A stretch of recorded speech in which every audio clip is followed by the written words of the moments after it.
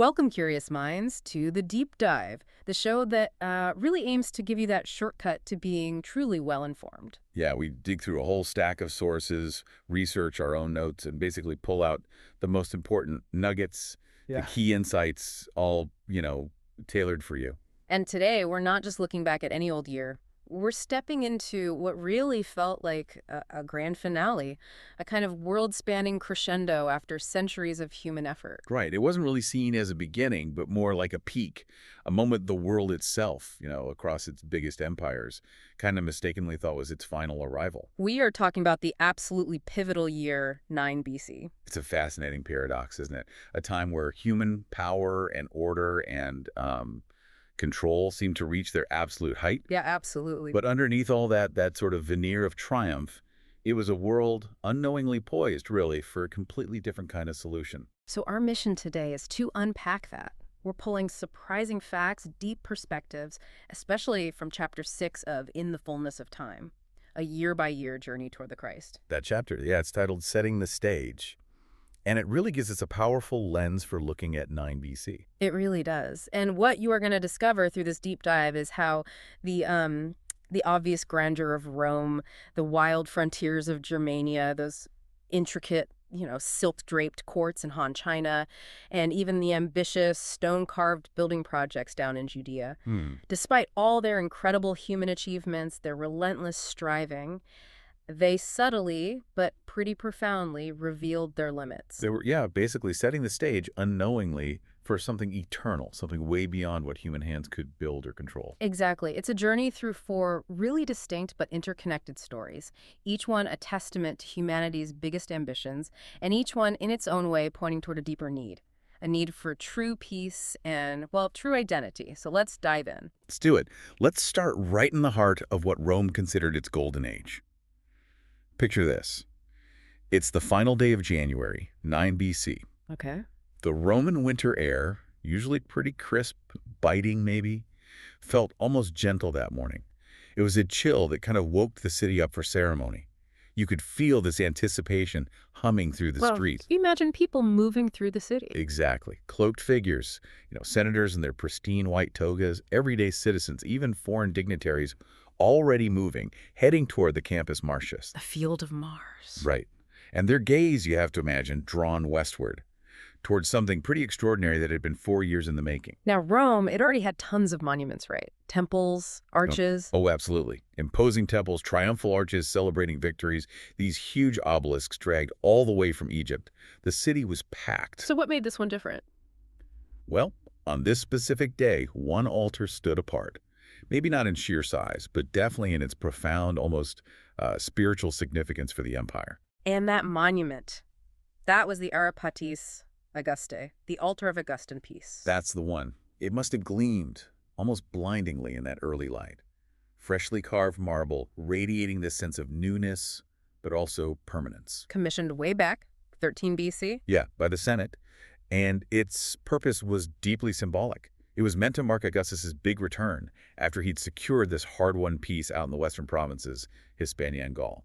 But this wasn't just like another military win. No, not at all. It was framed as an ideological triumph, a spiritual statement, really, for a city that was just utterly exhausted. Decades of civil war. Brutal civil wars, yeah. Relentless bloodshed, Roman against Roman, assassinations, constantly shifting allegiances. It had torn the Republic apart. And Augustus rose from that. Yeah. Quietly, almost. No crown, no title of king. Exactly. He deliberately avoided all that, yet he wielded this authority that was so complete, so undeniable, nobody dared question him. He was a master of perception. So he didn't just restore peace, he redefined it. He fundamentally redefined it. For centuries, peace in Rome just meant, the absence of fighting, a temporary break. Yeah, a pause. But Augustus, he changed that. Under him, peace became something bigger, more personal. It literally became the presence of Augustus. Wow. So stability had a face. Order had a name. Precisely. And this altar, the Ara Pacis, was meant to be the absolute embodiment of that change. Rome's public, stone-carved yes to this new imperial order. It shows his genius, doesn't it? He didn't demand worship. Not directly, no. He invited awe. He'd stand there, maybe just in a simple toga, looking humble, ritually humble, even as his empire was being built, not just by the sword, but by this carefully crafted image of divine favor and solid order. And the altar itself. You said a sermon in stone. What did it look like? Well, it was a square structure, elegant, enclosed by these high marble walls, carved incredibly intricately. Inside was the sacred space, open to the sky for the actual sacrifices. But what's really compelling are the carvings, the friezes along the north and south walls. They show this procession.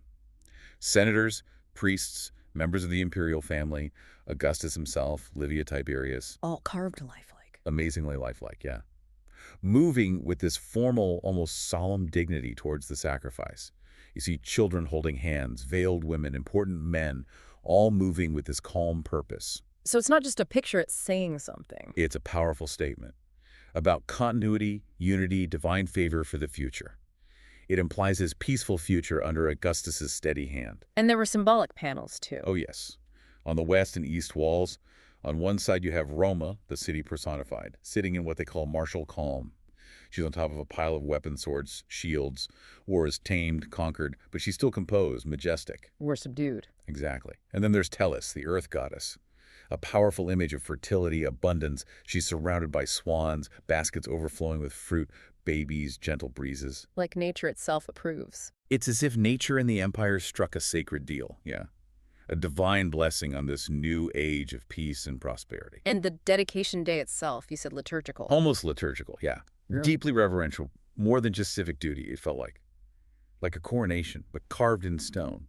Solidifying Augustus's place. Priests in white, gilded horns sounding. Officials, poets, diplomats from all over. Collective reverence. A coronation in stone, I like that. And the sacrifice was central. Absolutely. Yeah. Imagine these gilded, brushed animals brought forward, the blood and incense mixing in the cool air, rising up. But the offering, it wasn't just to the traditional gods. Implicitly, it was also to the man believed to have reconciled heaven and earth, Augustus. So peace wasn't just relief, it was order.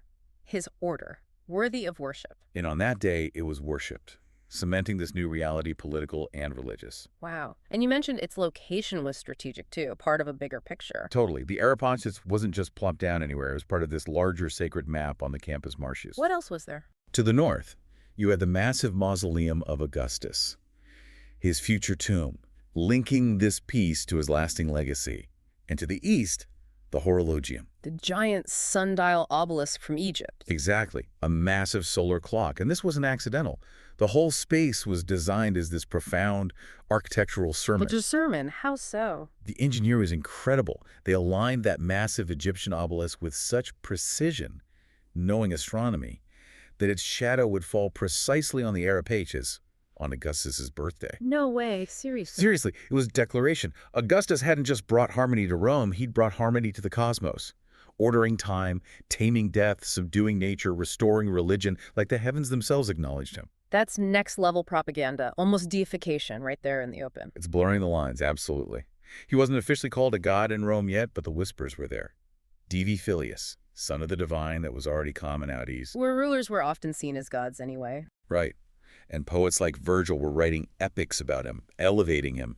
Coins showed it with divine symbols. So the altar's message, its doctrine, was clear. A visual liturgy in stone. Perfectly put, declaring Augustus restored not just peace, but purpose.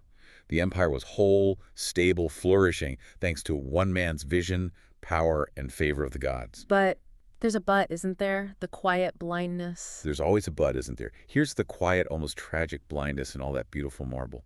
This celebrated peace. It was carved from control, meaning secured by conquest, through brutal wars. And it was preserved by fear, by Rome's iron fist. The altar was silent on the cost. The slaves who built it all? The countless slaves, yeah. The crushing taxes bleeding the provinces dry, the tribes displaced, wiped out.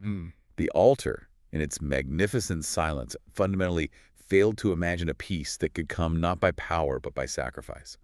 A totally different kind of peace. A peace Rome couldn't conceive of? They thought they'd arrived. Their golden age was here, perfect, complete.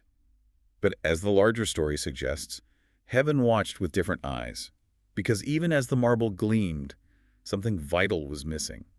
something only a divine sacrificial peace could ultimately bring. That's a really powerful counterpoint. Rome builds its peace on power, but then you have a frontier where that power just hits a wall unexpectedly. Exactly. Let's shift focus now northward to a very different kind of silence, heavy, foreboding, falling over the dense, ancient forests of Germania. Far from Rome's marble celebrations. Miles away, the Elbe River, cold, swift, under a gray northern sky, winding through lands still wild, untamed, mostly untouched by Roman order. And here in 9DC, a rising star meets his end. Tragically, yes. A man seemingly destined for greatness, standing right at the edge of conquest, but also, unknowingly, at the edge of mortality. Nero Claudius Drusus. Drusus, Augustus' stepson, right? Livia's son, Tiberius' brother. That's him, only 30 years old. Brilliant general. Beloved by his men because he was with them, marching, eating, bleeding alongside them. He'd pushed further than anyone before. Further than any Roman eagle had flown beyond the Rhine, building roads, forts deep into hostile territory where Roman power hadn't really stuck before. He was Rome's forward momentum personified. The future of the military, people thought. Absolutely. He was the future of Rome's military ambitions. But that future just ended. Suddenly, devastatingly, and not how you'd expect. Not in battle against Germanic warriors. No battle, no ambush, which you'd almost expect out there. It was a simple fall from a horse. Fell off his horse. Just fell off his horse. At first, apparently, no one thought it was serious, a common enough accident on a campaign, but then an infection, unseen, creeping in, relentless, typical of the harsh conditions. Oh, no. He died days later in his tent, surrounded by his officers who were just stunned, utterly shocked. How did the legions take it? Like a physical blow. The news spread like wildfire. Hardened veterans, seasoned campaigners, fell silent. Many wept openly. He wasn't just their general, he was the future. His loss felt spiritual almost, not just tactical. And the journey back, bringing his body home. Imagine that, weeks long, a grim, slow procession. Through those dark, ancient forests, across icy rivers, past the lonely forts he had established. Thousands of soldiers in mourning, not victory. Exactly, carrying their fallen commander. A stark reminder of how thin that line is between glory and tragedy. What was the impact back in Rome on Augustus? Livia. Profound. Augustus, usually the stoic rock, went still for a long time. His silence may be more chilling than any outburst. Livia, his mother, secluded herself, lost in grief. And Tiberius, his brother. Tiberius, always kind of in Drusus's shadow, always second in charisma. Now suddenly, the full weight of succession fell on him. He raced, apparently rode day and night to reach his brother. Did he make it? Arrived agonizingly too late. Dismounted not as a general, but just as a broken man, kneeling, weeping beside his brother's body. Just heartbreaking. And strategically, what did Drusus's death mean for Germania? A deep wound, unhealing. The whole daring, forward-pushing campaign in Germania just stalled. The fire that drove Drusus, that ambition, it went cold with him. So instead of pushing forward, where Drusus had cut new roads, his successors, more cautious, started building walls. Solidifying gains, not risking more. Germania, which seemed almost within Rome's grasp, slipped back into myth, into shadow. Its wildness reasserted itself. But they still memorialized him in Rome. Oh yes, a grand funeral. Though apparently not overly flashy, his ashes put in the mausoleum of Augustus, the Drusus stone monument on the Via Appia, his name carved in marble, his memory sealed in stories. But the fracture he left, that void, it was profound. It would echo. Echo how? You mean long-term consequences? Absolutely devastating long-term consequences. The whole direction of the empire shifted right then. The frontier stiffened up, became defensive. Rome didn't pull back, though. No, not openly. That would show weakness, admit that Pax Romana had limits. But they ruled with much more restraint up there. The spark, that ambition to really conquer and Romanize Germania, gone.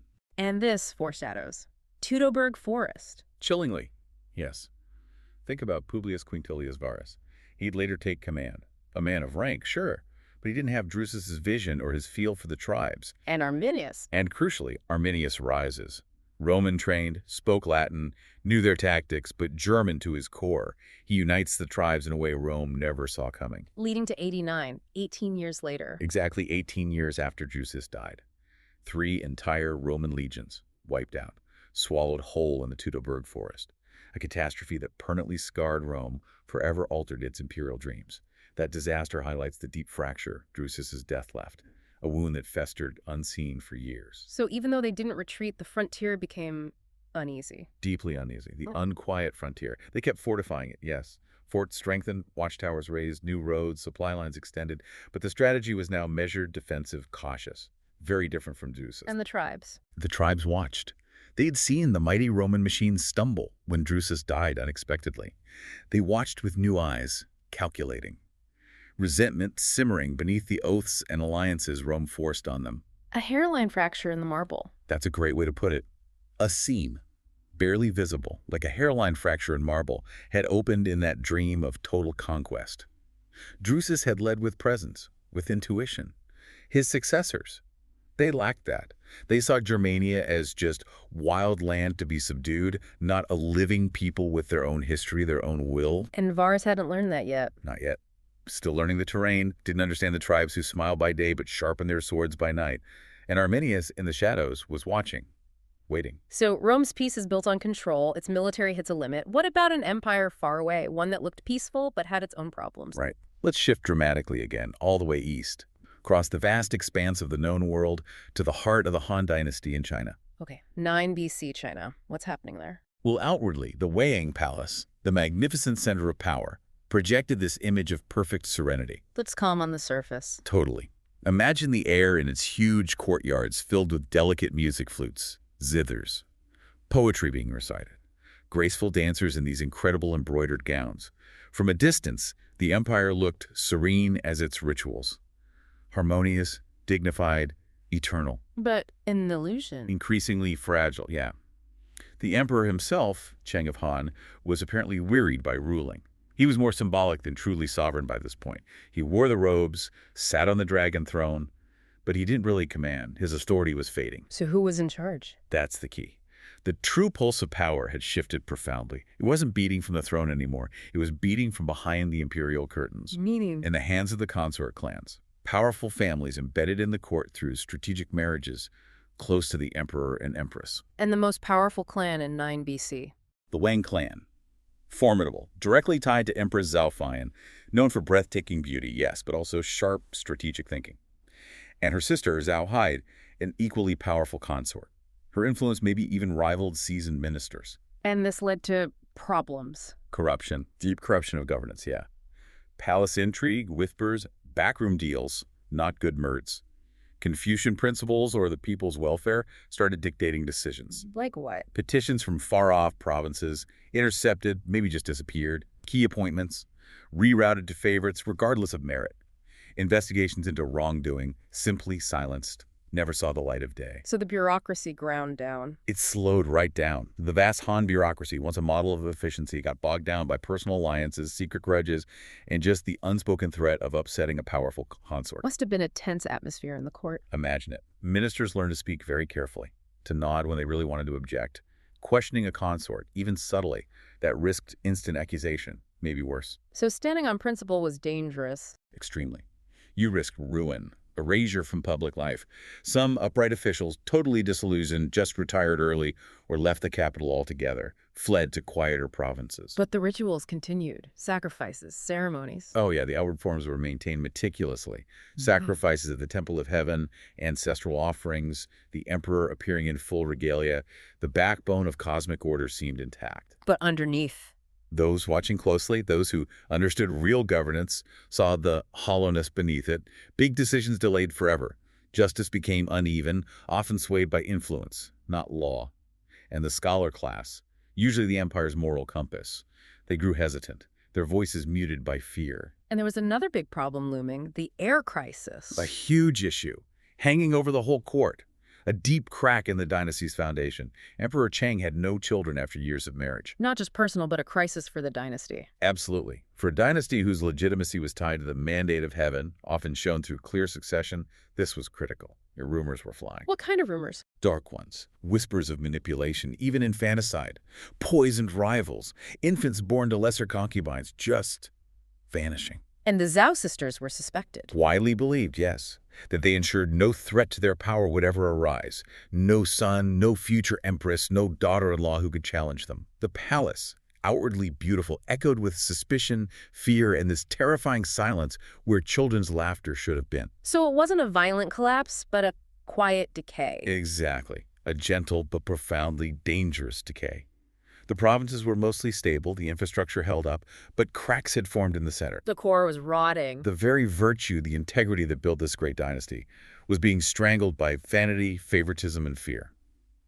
The paradox was the silence. Not armies at the gates. No, it wasn't external threats in 9 BC. It was the silence in the halls, the secrets behind the curtains, the hands that moved the emperor like a puppet carved in gold. A well-lit hall with no one home. That's the description, yeah. Outwardly beautiful, palaces gleaming, rituals perfect. But beneath the ceremony was corrosion. A hollow shell, really, ripe for collapse eventually. Such a contrast to Judea, where power wasn't decaying, it was being built, asserted physically. An absolute contrast. Let's turn there now, to the sun-drenched hills of Judea, gleaming under the spring sun of 9 BC stone rising from the earth. Ambition made solid. Herod the Great. Herod the Great, king of the Jews, put there by Rome, kept there by Rome. And in 9 BC, at the absolute peak of his architectural power, no ruler since Solomon, arguably, had left such a visible, indelible mark on the landscape. He's building everything. On an unprecedented scale, transforming the terrain itself to reflect his power. The temple in Jerusalem, for starters. Not just repaired, reborn, the Second Temple. A wonder of the known world. People came from everywhere to see it. Its massive platform, those colossal, precise white marble columns.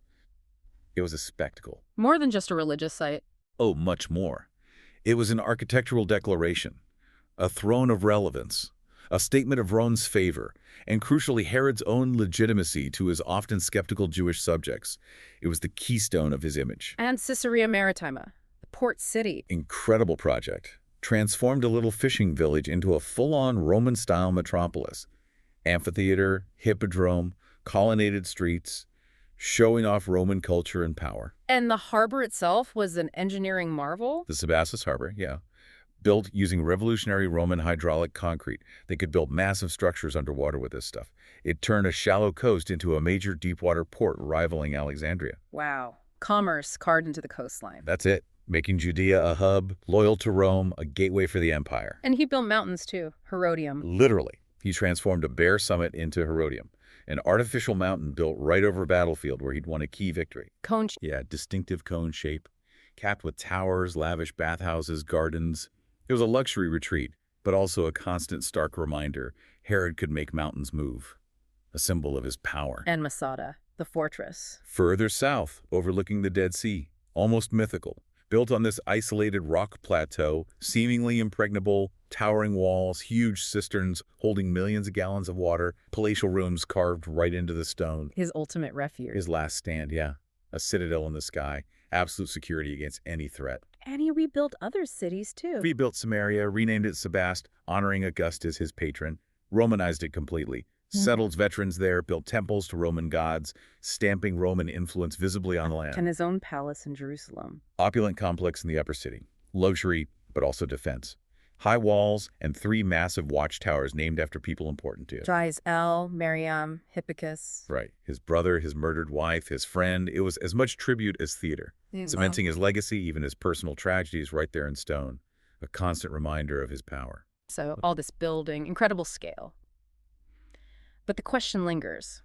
Who was it really for? Exactly. That's the unspoken question hanging over it all. Was it for God's glory, like the temple might suggest?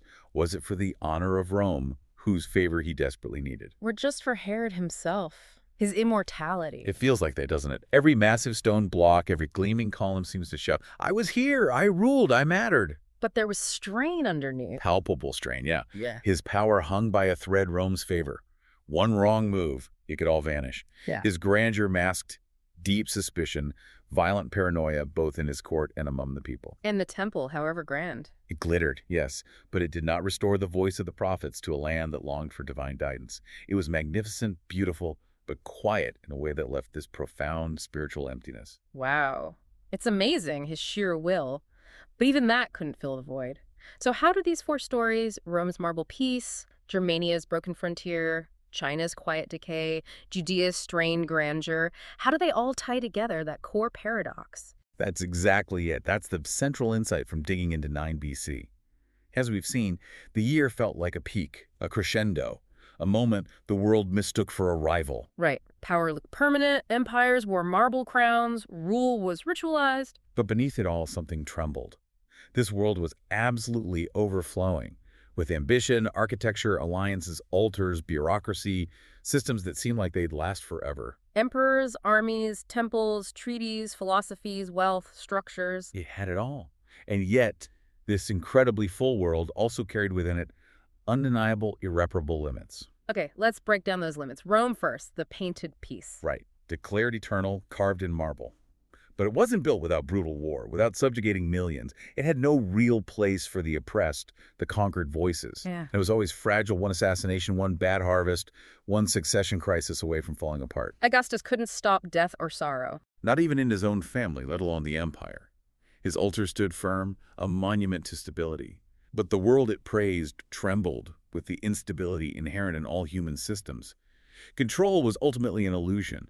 It couldn't guarantee real peace or end suffering. Okay, then Germania's rupture. Drusus's death, so sudden, so random, a fall from a horse. It showed that imperial reach, however ambitious, wasn't infinite. Conquest didn't automatically mean conversion or loyalty. Tribes could pretend. Exactly. Give oaths with their lips, hide blades under their cloaks. Rome could build forts, impose boundaries, but couldn't force genuine loyalty everywhere. The dream of a totally tamed empire hit its limit, not in a big battle, but in stubborn soil, in people refusing to be truly subdued. Even greatness stumbles. And Han China, the decay in silk. Authority just slipping away from the emperor. A dynasty that was supposed to model cosmic harmony became this court of mirrors. All illusion, reflection, no substance. Wisdom lost out to intrigue. Justice waited while whispers ruled. The system kept going, but hollow. Perfectly hollow, yeah. All the right rituals, the right appearances, but no one home at the core, no real moral authority. The illusion of unshakable power was fading, leaving a void. And finally, Judea. Herod's grandeur with strain. Building mountains, commanding seas. But out of fear, paranoia, needing legitimacy, not reverence or security. The temple courts gleamed, full of pilgrims, but the prophets were silent. The grandeur masked suspicion, a power totally dependent on Rome, not God. Impressive, yes, but spiritually empty. So putting it all together, a world that was full but not whole. Exactly. Strong but not secure, structured but not righteous. It had tried everything. In its relentless human striving, it had basically exhausted all its human options for peace, order, justice, meaning. It couldn't pretend anymore it could fix itself. Not through conquest, not political genius, not dynastic power, not even building wonders. This was the core paradox of 9 BC, a world at its supposed peak, yet utterly defined by its own limitations. And that's what made it ready. Precisely that. This brings us right to the heart of it, the theological truth. And when the fullness of time had come, God sent forth his Son. The fullness of time, not just a date on a calendar. No, it's about this convergence. Historical, political, spiritual conditions, where humanity's greatest solutions had, ironically, just revealed their deepest, most undeniable limits. It was the moment when the world, by being so complete by human standards, had made itself profoundly ready for a totally different kind of answer. He came because nothing else worked. Because no altar could purchase true peace. No empire, no matter how vast, could secure lasting justice. No dynasty, however ancient, could guarantee righteousness. No king, however powerful, could reach heaven on his own. 9 BC proved it. It wasn't an empty world waiting. No, not a void, not a blank slate. It was structure waiting to be broken open. A world pregnant with the ache of all its unfulfilled promises. The systems were there, the power, the language of eternity. All there, etched in marble, woven into oaths. But none of it, no matter how grand or beautiful or seemingly eternal, could speak the name that would truly change everything. Offer the only true peace, justice, purpose. So heaven waited. Waited until humanity had finished building its temples, raising its banners, claiming its own peace. And only then, only when the illusion of human self-sufficiency, the limits of human solutions were complete, did the true king come. Not to destroy human strength. But to reveal its limits. Not to answer human ambition with more ambition, but to rescue us from our own striving. That was the fullness of time. Not emptiness, but the completion of humanity's great experiment. Not readiness as the world saw it, but a world too proud to ask and too broken not to need. That was the deep, subtle truth of 9 BC, and that's why he came. What an incredible way to look at a single year. It really shifts the perspective. It does, doesn't it? And just as those ancient empires, with all their power and incredible structures, ultimately show the limits of humanly made peace, order, identity. We do the same thing today, don't we? We often do. We search for our own identity, our own peace, in external things, achievements, power, control. We sometimes believe the lies that those external things will actually make us whole. Which brings up a really important question for you, our listener, especially thinking about our true identity. How might the pursuit of your own humanly constructed peace or order or identity today, how might that be subtly blinding you to the true source of lasting peace and purpose? What systems, what achievements, what identities are you maybe relying on? Things that, like those grand empires of 9 BC, might look full of ambition, full of structure, but are ultimately incomplete, maybe hollow without that deeper eternal truth. Definitely something to reflect on. Your own journey. Powerful thoughts. Yeah. And if you are exploring these deeper truths or maybe navigating challenges in your own life right now, looking for a supportive community that's really rooted in the truth of God's Word, we want to extend a really warm, clear invitation. Please join us for Celebrate Recovery at Peters Creek Baptist Church. We meet every single Friday night at 7 p.m. And this summer, we're doing a special Summer Nights of Hope series, coming up pretty soon, actually. On Friday, July 11th, the topic is going to be adult children of family dysfunction. It's a safe space, a place where you can find support, understanding, real healing. You can learn more about Peters Creek Baptist Church, all our ministries, by visiting pcbc.church. That's pcbc.church. Until next time, keep diving deep.